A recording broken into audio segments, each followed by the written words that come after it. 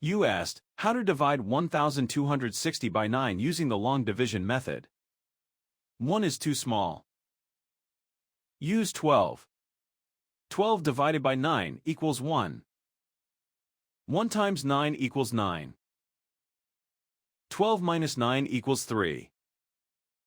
Bring down 6, making 36.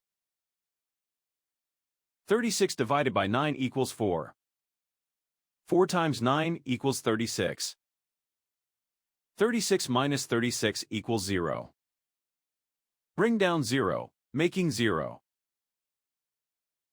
0 divided by 9 equals 0. 0 times 9 equals 0. 0 minus 0 equals 0. The remainder is 0. The final result is 140.